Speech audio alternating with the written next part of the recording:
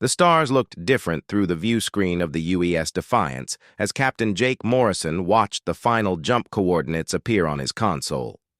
3 years of planning and construction had led to this moment when humanity would take its first step beyond the solar system using faster-than-light travel. The ship hummed with quiet energy as Chief Engineer Lisa Grant made final checks on the new drive system that would carry them 27 light-years from Earth in minutes, rather than centuries. Jake turned to his navigator Ryan Blake, who was double-checking their destination coordinates for the Kepler 442 system. The young officer had volunteered for this mission knowing they might not return for months or even years depending on what they found out there among the distant stars. Communications Officer Amy Carter sat at her station running tests on the long-range transmitters that would hopefully maintain contact with Earth across the vast distances of space. The bridge crew had trained together for 2 years, and Jake trusted each of them with his life.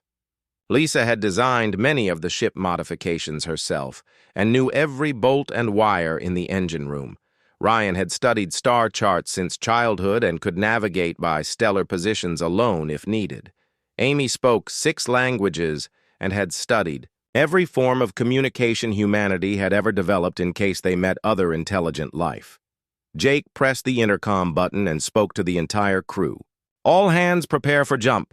We are about to make history as the first humans to travel to another star system. Whatever we find out there, remember that we represent all of humanity. Stay alert, stay professional, and stay ready for anything." He released the button and nodded to Lisa, who began the jump sequence. Reality twisted around them as space folded, and the Defiance slipped between dimensions for 17 seconds that felt like hours. When normal space returned, Jake saw a yellow sun surrounded by several planets, including one that showed signs of water and possible life. But what caught his attention immediately was the massive structure orbiting the 4th planet. The Alien space station was larger than anything humanity had ever built. Its design was sleek and purposeful, with smooth curves that seemed to flow like water frozen in metal. As Jake stared at the structure, Amy's console came alive with incoming signals, on frequencies humanity had never used. "Captain, I am receiving a transmission," Amy said with excitement and nervousness in her voice. "The signal is incredibly complex, but our computers are detecting patterns that might be language." Before Jake could respond, the main view screen flickered and displayed an image that made everyone on the bridge hold their breath. The alien that appeared was tall and reptilian, with scales that shifted from green to gold in the light. Its eyes were large and intelligent, and when it spoke, the ship's computer provided a rough translation. "Unknown vessel, you have entered territory. Controlled by the hegemony. I am Commander Vextar of the Vorthak Fleet. You will identify yourselves and submit to our authority immediately or face the consequences of your defiance." Jake stood slowly, knowing that his next words would determine the future relationship between humanity and whoever these aliens were. He had been chosen for this mission, partly because of his diplomatic training, but mostly because of his unwavering principles. The same principles that had made him a respected officer in Earth's defense forces. "This is Captain Jake Morrison of the United Earth ship Defiance. We come in peace seeking knowledge and friendship with other intelligent species. However, we do not submit to any authority except our own elected government and the laws we have chosen to follow." The alien commander's expression changed in ways Jake could not interpret, but the silence that followed felt heavy with meaning. When Vextar spoke again, his voice carried a tone that the translation software rendered as surprise mixed with something that might have been confusion. "You refuse to acknowledge hegemony authority. This is unprecedented. No species has ever refused to submit when first contacted by our representatives. You do not understand the situation you have created." Jake felt his crew watching him and knew that billions of humans back on Earth depended on his next words. He thought about his grandfather who had fought in Earth's last great war and never surrendered even when captured. He thought about his daughter who would grow up in whatever universe his decisions helped create. "Commander Vextar, we understand perfectly. You have made demands, and we have politely declined to accept them. This is how free people respond to ultimatums. We do not surrender our independence to anyone regardless of their power or technology. The alien commander leaned forward, and Jake could see what looked like disbelief in those large reptilian eyes. Captain Morrison, you speak of concepts that have no meaning in this region of space. Independence and freedom are luxuries that primitive species must abandon when they encounter superior civilizations. The hegemony offers protection, prosperity, and peace to all who accept our guidance. Jake shook his head and spoke the words that would echo across the galaxy for generations to come. Commander, we appreciate your offer, but humanity lives by certain laws that cannot be broken. Our first law is simple and absolute. We never surrender. Not to fear, not to threats, and not to those who believe might makes right. The transmission ended abruptly, leaving the bridge of the Defiance in silence as the crew absorbed what had just happened.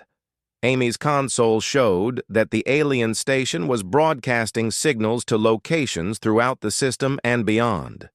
Whatever came next, Jake knew that humanity had just announced itself to the universe in the only way it knew how, by refusing to bow down to those who demanded submission.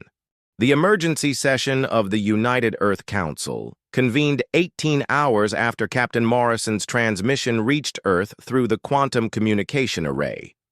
President Helen Brooks sat at the head of the oval table surrounded by representatives from every nation and colony in human space. The weight of the moment pressed down on everyone present as they discussed humanity's first contact with alien intelligence and the ultimatum that followed. Admiral Marcus Webb spread holographic displays across the table showing Earth's defensive capabilities compared to what little they knew about hegemony technology. The numbers were not encouraging. Humanity possessed 200 warships of various sizes scattered across the solar system, along with orbital defense platforms around Earth and the major colonies. The alien station alone appeared larger than Earth's entire battle fleet combined. The logical choice is negotiation, Admiral Webb said in his measured tone. We cannot match their technology or numbers based on preliminary scans. A diplomatic solution serves humanity's interests better than a war we cannot win. Dr. Peter Stone, the elderly xenobiologist who had spent his career preparing for this moment, disagreed strongly. His research into the transmission from the hegemony had revealed disturbing details about their methods of control. Admiral, you are thinking like a military strategist, but this is not about military victory. The hegemony does not seek to destroy conquered species. They seek to transform them. The doctor activated his own holographic display, showing linguistic analysis of the alien communication patterns. Their language contains no words for concepts like rebellion, resistance, or independence in the way we understand them. When they speak of peace and prosperity, they mean something very different from our definitions. President Brooks leaned forward, studying the data. Explain what you mean, Dr. Stone. The hegemony appears to have developed a system of psychological conditioning that removes the desire for self-determination from conquered species.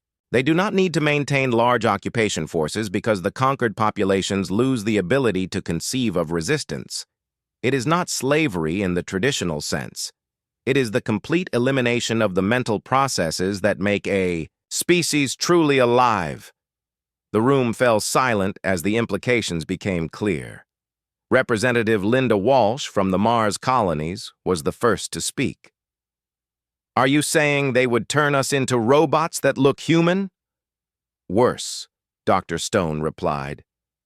Robots can be reprogrammed. What the hegemony does appears to be permanent. The species they have conquered for centuries show no signs of recovering their original personalities or cultures. They have become perfect servants who genuinely believe that serving the hegemony is their greatest joy. Admiral Webb studied the data again with growing concern.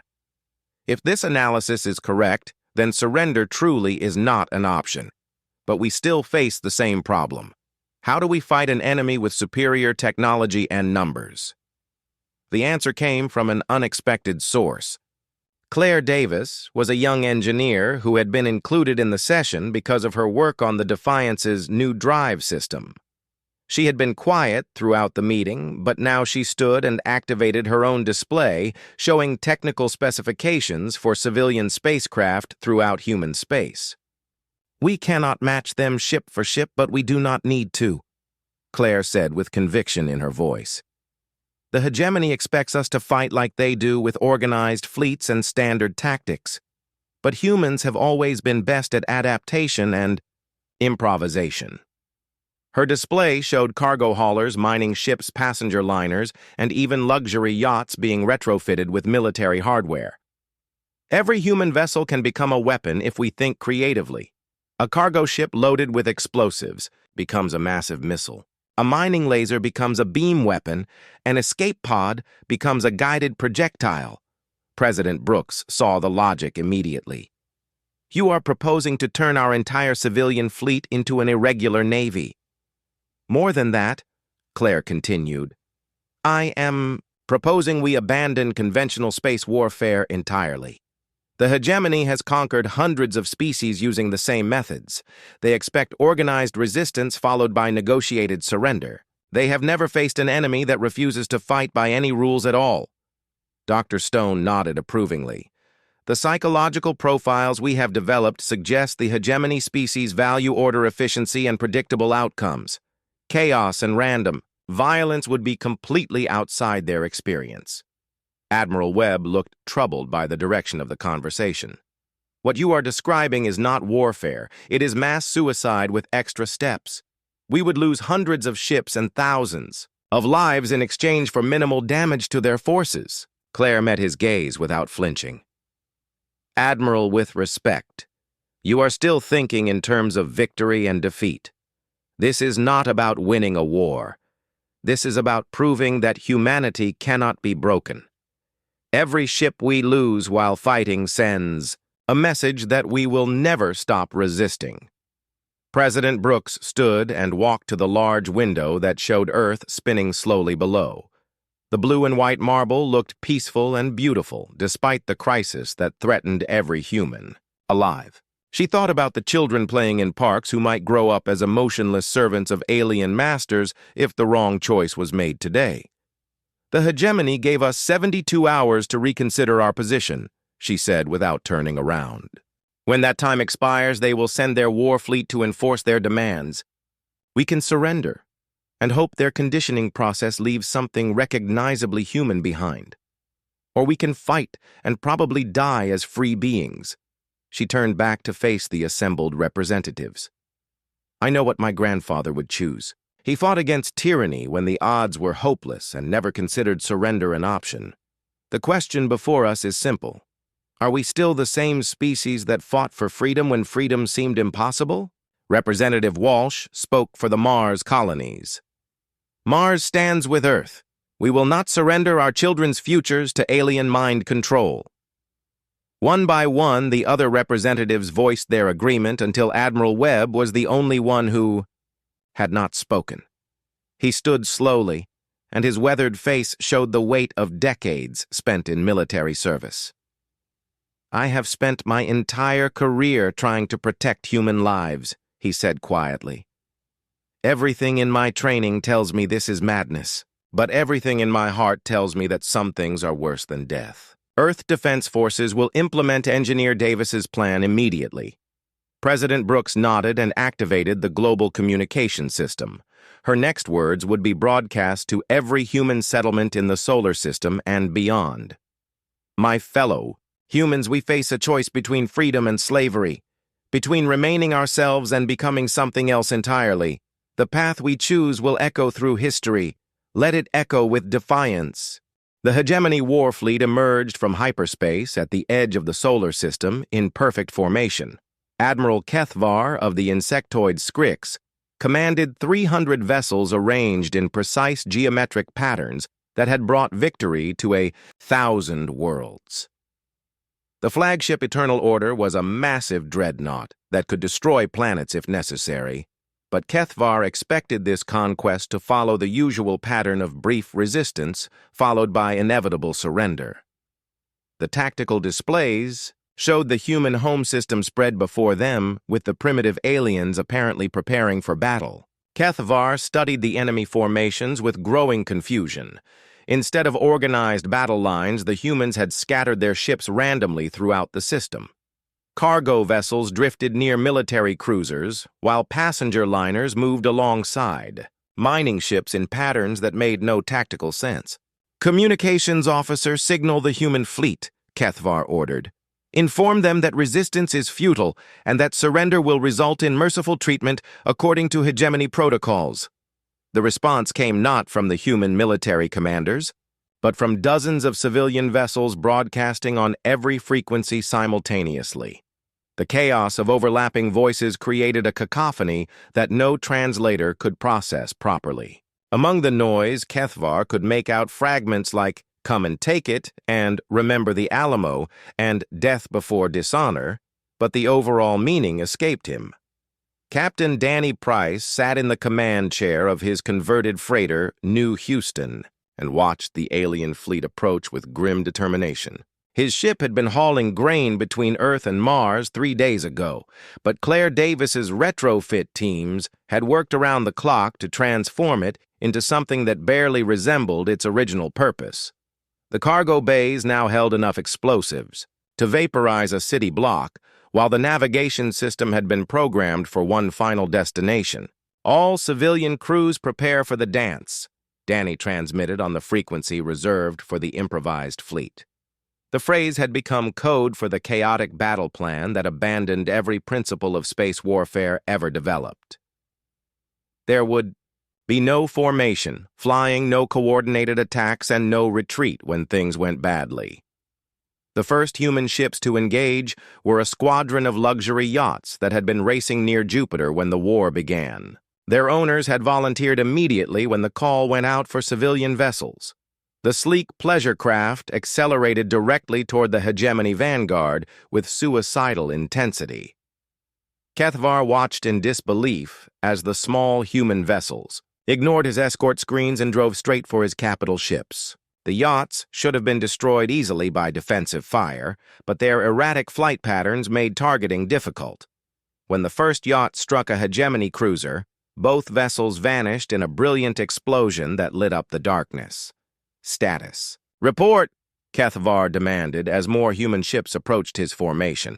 "The human vessel was loaded with antimatter charges," his tactical officer reported. They converted a pleasure craft into a guided missile. "The damage to Cruiser 743 is total." Before Kethvar could respond, another human ship rammed into his battle line. This time, it was a mining vessel that used its industrial cutting lasers to slice through the hull of a destroyer before ramming into its reactor core.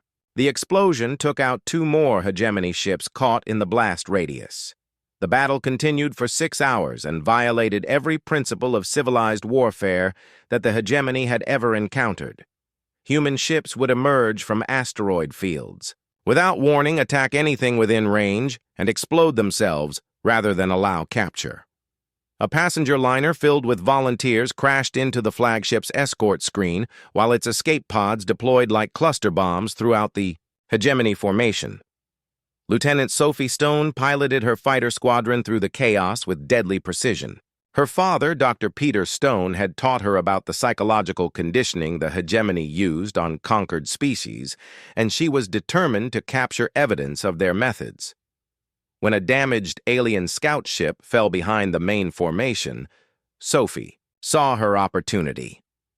"Blue Squadron, form up on me," she transmitted to her pilots. "We have a chance to take one alive."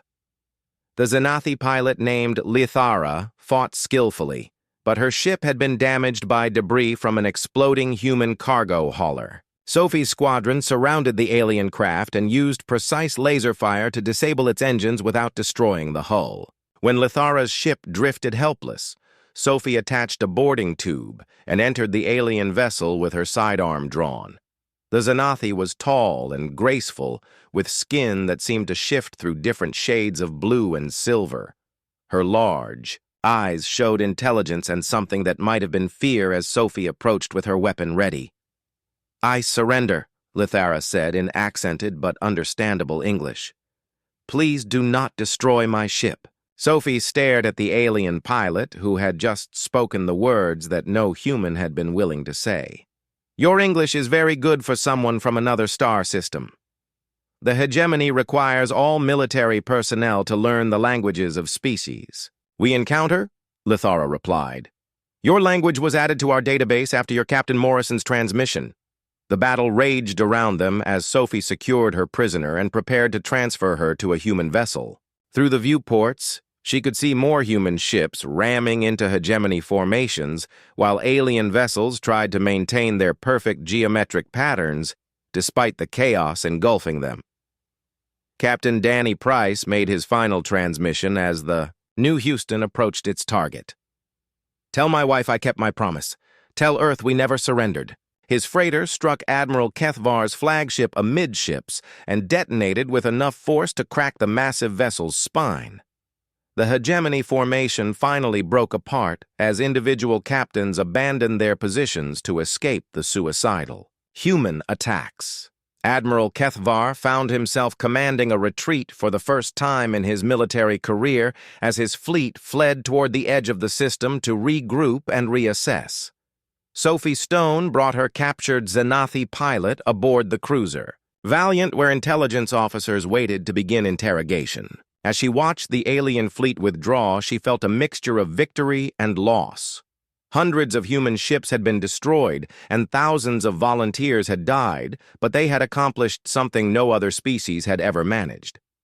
For the first time in its history, the hegemony had been forced to retreat by an inferior force. The perfect formation that had conquered 1,000 worlds had been shattered by humans who refused to fight by any rules except their own. The cost had been terrible, but the message was clear. Humanity would never surrender, no matter how hopeless. The odds appeared. They would adapt, improvise, and sacrifice everything before they would accept defeat. As word of the battle spread throughout human space, volunteers began arriving from every colony and outpost, eager to join the fight. The war had only begun, but already it was unlike anything the galaxy had ever seen. The hegemony faced an enemy that viewed death as preferable to submission and that turned every tool of civilization into a weapon of war. They had expected to conquer another primitive species, but instead they had awakened something that would change the balance of power throughout the galaxy. The captured hegemony scout ship sat in the secure bay of Luna Station, while teams of human engineers and scientists studied every component with fascination and growing understanding. Claire Davis had been promoted to Chief Technology Officer after her civilian fleet modifications proved successful in the first battle, and now she led the effort to unlock alien secrets that might help humanity survive the larger war to come.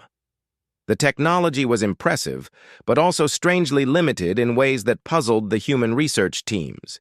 Every system was perfectly designed for its intended purpose, but showed no signs of adaptation or modification from the original specifications. The weapons were efficient but predictable. The engines were powerful but inflexible. Even the life support systems followed rigid patterns that allowed no variation. It is like they built everything. According to a universal instruction manual, Claire explained to the assembled team, every component fits together perfectly, but there is no creativity or innovation anywhere in the design. They have optimized their technology, but they have also trapped themselves within its limitations.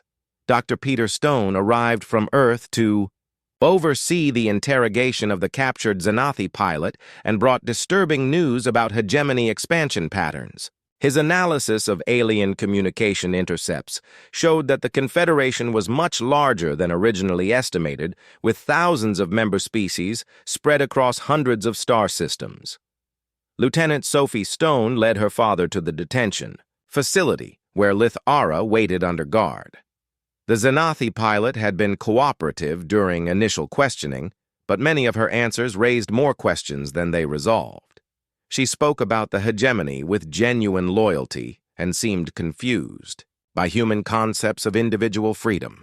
Your species interests us greatly, Lithara said when the interrogation resumed. We have studied the recordings of your battle tactics and cannot understand the logic behind your strategies. You sacrifice valuable resources for no apparent gain and refuse to accept rational solutions to military problems. Dr. Stone leaned forward with professional curiosity. Tell us about the species that joined the hegemony voluntarily. How did they make that decision? The Xanathi pilot paused, as if accessing distant memories. Most species recognize the benefits of hegemony membership immediately. Peace, prosperity, and purpose replace the chaos and conflict of independent existence. A few require time to understand these advantages, but all eventually see the wisdom of cooperation. Sophie exchanged glances with her father. What about species that refuse to join? That does not happen, Lithara replied with certainty. All intelligent species choose to join when they understand the alternatives. Your species is the first to maintain resistance after initial contact. Dr. Stone made notes on his tablet while considering the implications. Lithara, do you remember your homeworld before it joined the hegemony? The question seemed to disturb the alien pilot in ways she could not articulate. I remember prosperity and peace under hegemony guidance. Before that, there was only confusion and inefficiency. But what was your world like? Sophie pressed. What did your people value? What made them unique? Lithara's expression became distant and troubled. We valued what all species value: order, harmony, and service to the greater good. These are universal constants. The interrogation continued for hours, but revealed a pattern that confirmed Dr. Stone's worst fears.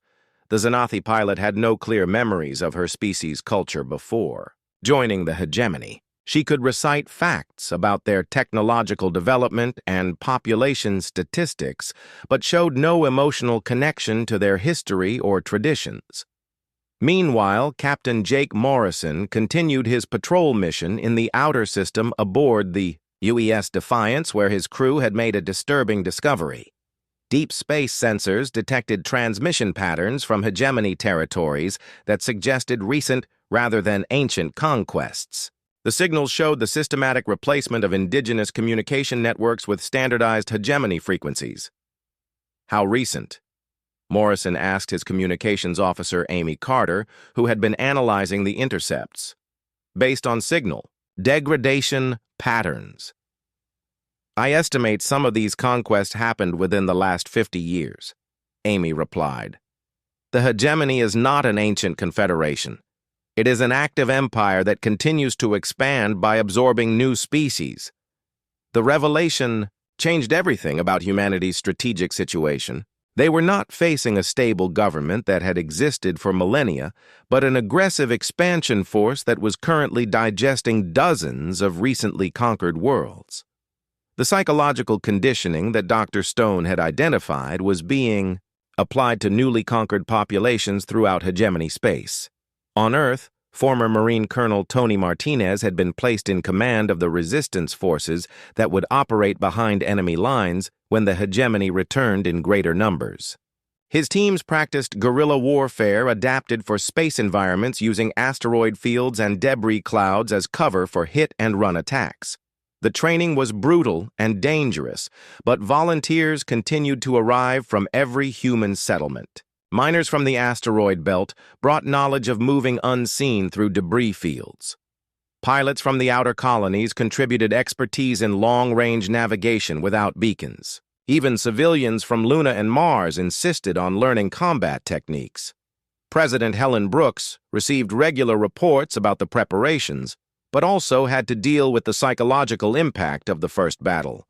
The human casualties had been enormous, and many questioned whether the cost of resistance was worth paying.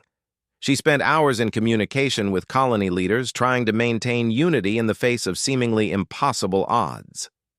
The answer came from an unexpected source when Dr. Stone made a breakthrough in his analysis of Xanathi psychology. His tests revealed that Lithara's brain showed signs of artificial modification, in areas associated with creativity and independent thought.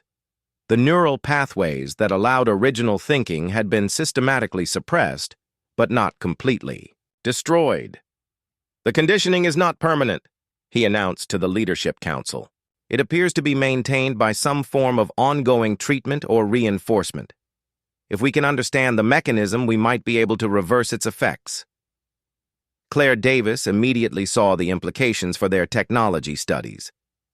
That explains why their ship designs are so rigid. The species that created them have had their innovative abilities suppressed. They can maintain and operate the technology, but they cannot improve or adapt it. The research teams began searching the captured scout ship for evidence of the conditioning technology, while Sophie continued her conversations with Lithara. The Xanathi pilot had begun asking questions about human culture and seemed genuinely puzzled by concepts like artistic expression and individual achievement. "Your species creates things that serve no practical purpose," Lithara observed during one session. "You write stories that describe events that never happened and compose music that conveys no useful information. Why do you waste resources on such activities?" Sophie smiled as she realized the alien pilot was beginning to think in ways that had been forbidden for decades. "We create art because it makes us happy. It helps us understand ourselves and express ideas that cannot be communicated any other way." "Happiness." Lithara repeated the word as if tasting something new. "We are taught that happiness comes from fulfilling our assigned roles efficiently. But you speak of happiness as something you create for yourselves." The conversation was interrupted by alarms throughout Luna Station as sensors detected incoming hegemony ships. But this time, only a single vessel approached under a flag of truce. The alien commander requested permission to dock and negotiate with human leadership.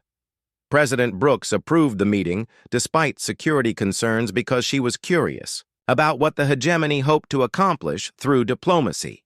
The alien delegation consisted of 3 species, including a Vorthak general who served as spokesman.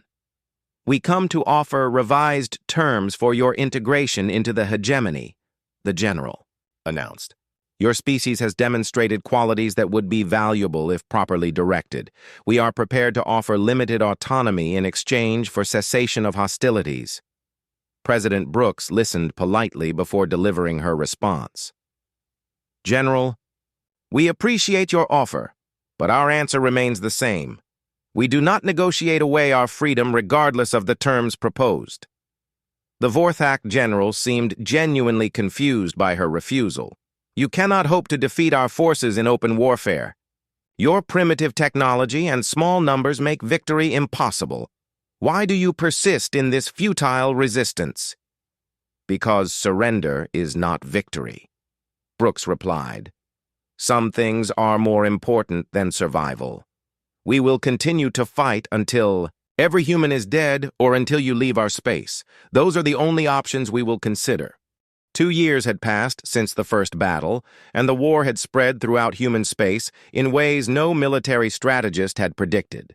The hegemony controlled most of the outer colonies, but found themselves fighting an enemy that refused to acknowledge defeat, even when completely surrounded. Human civilians on occupied worlds conducted sabotage operations with household items turned into weapons, while children learned resistance songs instead of surrender prayers.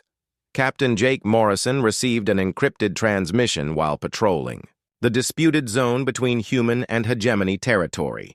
The message came from an unexpected source and contained information that could change the course of the entire war. A group of hegemony deserters wanted to arrange a secret meeting at coordinates deep in unexplored space. The UES Defiance arrived at the rendezvous point to find a damaged Vorthak cruiser drifting powerless among the asteroids. Morrison approached, cautiously knowing this could be a trap, but also recognizing an opportunity to learn more about cracks in the enemy confederation. The alien ship transmitted identification codes that matched intelligence reports about missing hegemony vessels. "Captain Morrison, we request permission to come aboard your vessel." The transmission began in heavily accented English. "I am Geshetar, formerly commander of the Hegemony 4th Fleet. We bring information about our people that the leadership does not want you to know. Morrison authorized the transfer and watched as 6 aliens from 3 different species boarded his ship under heavy guard. Geshetar was a large Vorthak whose scales had lost their usual golden sheen, while his companions included 2 insectoid Skriks and 3 ethereal Xanathi. All showed signs of psychological stress that seemed unusual for hegemony personnel. Commander, Geshetar, you are either very brave or very desperate to arrange this meeting, Morrison said as the group assembled in his briefing room. What information do you have that is worth risking your lives? The Vorthak leader activated a small device that projected holographic documents in multiple alien languages. Captain, what I am about to tell you will sound impossible, but we have proof that the hegemony is not what it claims to be. The Confederation was not formed by voluntary alliance.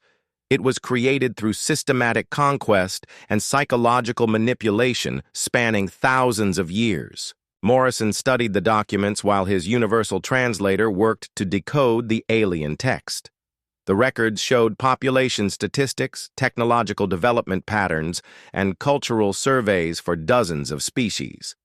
But what caught his attention was the timeline that showed rapid changes occurring shortly after each species joined the hegemony. These numbers suggest massive population relocations and cultural disruption, Morrison observed. What happened to these civilizations after they joined your confederation? One of the Xanathi deserters, named Thaisara, spoke for the first time. They were modified to fit hegemony requirements. Their art was eliminated as inefficient. Their religions were replaced with worship of order. Their languages were simplified to remove concepts that encouraged independence. Geshetar continued the explanation with growing emotion in his voice. The process is gradual and uses technology that we do not fully understand. Over several generations, entire species lose the ability to imagine alternatives to hegemony rule.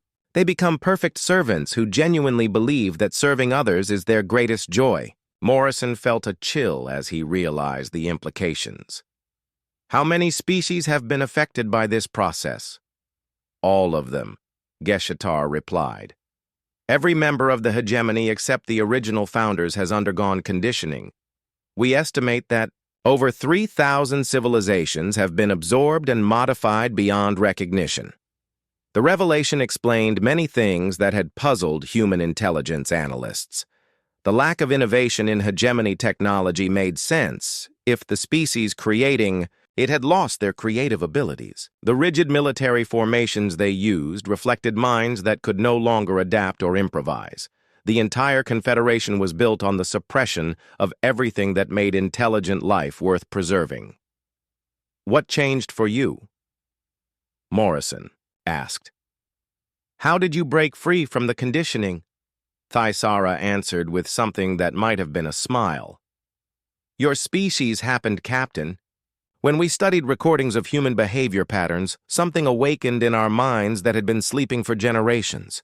You showed us that resistance was possible and that there were alternatives to absolute obedience. Back on Earth, Dr. Nathan Cross had been working around the clock to understand the psychological conditioning process using data from the deserters and continued interrogation of Lithara. His research revealed that the human brain possessed unique characteristics that made it resistant to the alien manipulation techniques. We are naturally stubborn in ways that other species are not, he explained to the research team. Millions of years of evolution on a hostile planet created neural pathways that resist external control. What the hegemony sees as primitive defiance is actually our greatest survival trait. Lieutenant Sophie Stone had been promoted to major and now led reconnaissance missions deep into hegemony territory, where she discovered evidence of increasing unrest among conquered populations. The alien deserters had been right about human influence spreading beyond the war zone. Species that had been docile for centuries were beginning to ask questions about their circumstances. On a captured mining world in the Centauri system, Sophie encountered a group of modified humans who had been taken prisoner during the early fighting. The conditioning process had been attempted, but showed signs of incomplete success. The prisoners retained their personalities, but seemed confused about their loyalties and purposes. "Major Stone, we remember you from the academy," one of the prisoners said during the rescue operation. "But we also remember choosing to serve the hegemony because resistance was futile." Both memories seem equally real. Sophie realized she was seeing the conditioning process in transition. Dr. Cross was right. Human minds can resist the modification, but not completely prevent it. We need to find these people before the process becomes permanent. The rescue mission succeeded, but revealed the scope of hegemony operations against human populations. Thousands of prisoners were being held in processing facilities throughout alien space while researchers worked to overcome human psychological defenses. The race was on to liberate them before they lost themselves forever. Engineer Claire Davis had completed development of the first truly hybrid human hegemony vessel using technology provided by the deserters. The UES Resilience incorporated alien power systems and defensive shields, but retained human design philosophy that emphasized adaptability over efficiency. The ship could reconfigure itself during battle and modify its systems in ways that no pure hegemony vessel could match. "We are not trying to copy their technology," Claire explained to the design team. "We are improving it by adding the chaos and unpredictability that they have systematically eliminated from their thinking." The war entered a new phase as more hegemony species began to question their conditioning and seek contact with human forces. What had started as a simple conquest was becoming a galaxy-wide revolution as the example of human defiance awakened suppressed memories and desires throughout the alien confederation. President Brooks received reports of uprisings on a dozen worlds while hegemony fleets found themselves fighting not just humans, but their own member species who had rediscovered the concept of freedom. The Confederation that had seemed invincible 2 years earlier was showing signs of internal collapse as the foundation of psychological control began to crumble. "They created an empire based on the elimination of hope," Brooks told her advisors. "But hope is like fire. It only takes a small spark to start a blaze that can consume everything." The largest fleet in human history assembled at the edge of the solar system as Admiral Marcus Webb prepared for the final assault on Nexus Prime. 3 years of war had transformed Earth's ragtag collection of converted civilian ships into a formidable force that included vessels from dozens of rebel hegemony species. The fleet represented more than military might. It was a symbol of the galaxy-wide revolution that human defiance had sparked. The target was not a military installation, but the cultural archive where the hegemony stored the suppressed histories and identities of every conquered species. Dr. Nathan Cross had determined that destroying the conditioning process required more than just breaking individual programming. The enslaved populations needed to rediscover who they had been before the hegemony stripped away their identities. Captain Jake Morrison commanded the assault force aboard the UES Defiance, while engineer Claire Davis led a specialized team trained to infiltrate the archive facility. Their mission was to download and broadcast the cultural records to every world in hegemony space before the alien leadership could destroy the evidence of their crimes. The defense of Nexus Prime was commanded by the original Vorthak leadership, who recognized that losing the archives would mean the end of their empire. 5,000 years of careful psychological conditioning would be undone if conquered species remembered their true heritage. They had assembled their most powerful fleet and sworn to fight until every ship was destroyed. Lieutenant Sophie Stone flew escort for the infiltration team, while her former prisoner Lithera served as navigator in the same fighter cockpit. The Xanathi pilot had volunteered for the mission despite knowing she would be considered a traitor by her own people. Her recovery from conditioning had been slow and painful, but had given her insight into the archive security systems.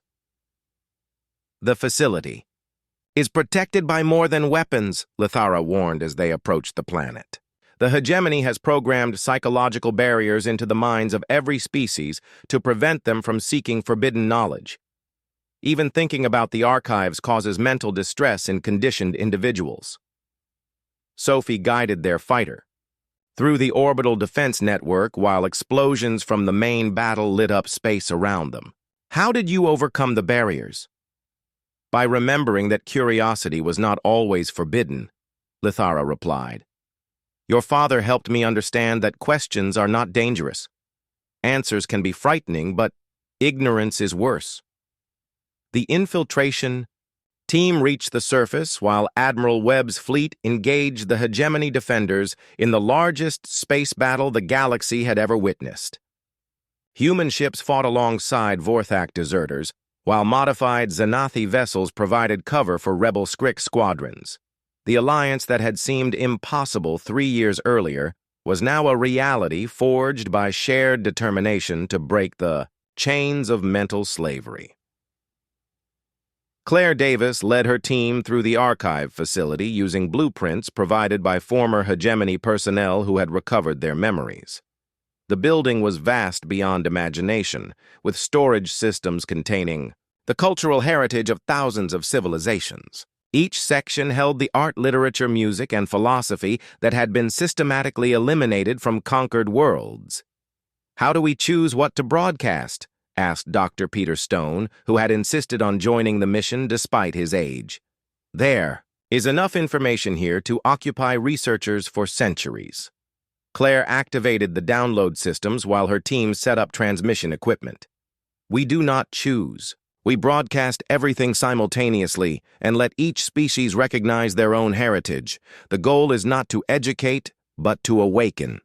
The hegemony defense forces fought with desperate fury as they realized what the humans intended to accomplish. Commander Vextar led a final assault on the archive building using ground troops equipped with the most advanced weapons in their arsenal. But they found themselves fighting not just human soldiers, but rebels from their own member species who had arrived to protect the cultural treasures of their ancestors. President Helen Brooks monitored the battle from the flagship UES Independence, while coordinating with resistance cells throughout hegemony space. The plan required precise timing to ensure that the cultural broadcasts reached every world simultaneously before the alien leadership could jam the transmissions or destroy receiving equipment. Transmission begins in 30 seconds, Claire reported, from inside the archive. All teams report ready for simultaneous broadcast on every frequency in use throughout hegemony space. The moment arrived with surprising quiet as petabytes of cultural data began flowing across the galaxy at light speed. On thousands of worlds, members of conquered species suddenly found themselves exposed to art and ideas they had never been allowed to experience. The psychological barriers that had protected them from forbidden knowledge crumbled as suppressed memories began to surface. On the Vorthak homeworld, citizens gathered around public displays showing images of their planet before the hegemony. Transformation. Ancient architecture had been replaced with uniform structures while traditional clothing had given way to standardized garments. But most shocking was the realization that their ancestors had valued individual expression and creative achievement.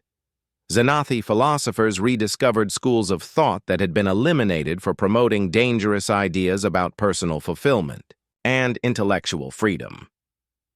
Skrik's musicians heard recordings of complex harmonies that their species had created before music was simplified to serve utilitarian purposes. Across the galaxy, entire civilizations began to remember who they had been. The psychological effect was immediate and devastating to hegemony authority. Military units refused orders as personnel struggled with conflicting loyalties between their conditioning and their awakening memories. Planetary governors found themselves facing populations that no longer accepted the right of alien species to rule over them.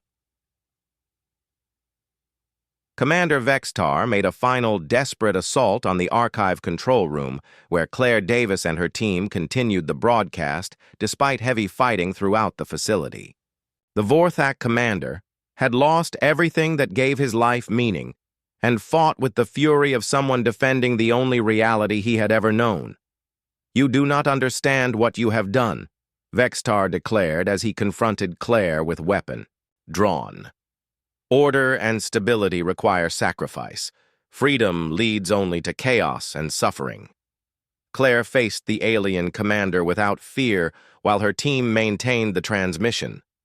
Commander, your own people are rediscovering freedom right now.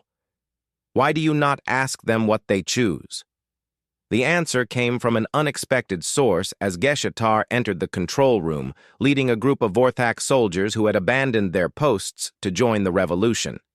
The former hegemony commander spoke to Vextar in their native language, while gesturing toward displays showing their homeworld in chaos as citizens tore down monuments to alien conquest. Vextar lowered his weapon as the weight of reality overwhelmed his conditioning. His empire was collapsing not because of military defeat, but because the foundation of psychological control had been shattered beyond repair. Across the galaxy, species were choosing freedom despite the chaos and uncertainty it brought. The battle for Nexus Prime ended not with surrender but with transformation, as hegemony personnel throughout the system laid down their weapons and began helping with the Cultural Restoration Project. Admiral Webb found himself commanding a truly integrated fleet, where former enemies worked together to broadcast hope to every corner of the galaxy. President Brooks delivered the final transmission of the war from the archive control room, surrounded by representatives of dozens of species that had been freed from millennia of mental slavery. Her words were translated into thousands of languages and broadcast to every inhabited world in known space. Today, we have proven that some truths cannot be suppressed forever. Every species has the right to remain themselves regardless of the power arrayed against them. We will never surrender that right for ourselves, and we will help others reclaim it whenever possible. The hegemony officially dissolved 6 months later as member species declared independence and began the long process of rebuilding their lost cultures. Some chose to maintain voluntary associations, while others preferred complete isolation to rediscover their identities. The galaxy had been transformed from a uniform empire into a diverse community of free peoples. 10 years after the war ended, Jake Morrison served as Admiral of the Confederation Defense Fleet that protected the rights of all species to develop according to their own values. The ships under his command represented dozens of different design philosophies, unified only by their commitment to mutual defense and respect for diversity. Claire Davis established the Galactic Cultural Institute, where species could study their recovered heritage and share knowledge with others who had survived similar experiences. The facility on Nexus Prime had become a symbol of hope for civilizations throughout the galaxy who valued freedom over security. The final lesson of humanity's first law had been learned by every species in the galaxy. Surrender was not always the rational choice when facing impossible odds. Some things were worth fighting for regardless of the cost, and the refusal to give up could inspire others to remember what they had lost and fight to reclaim it.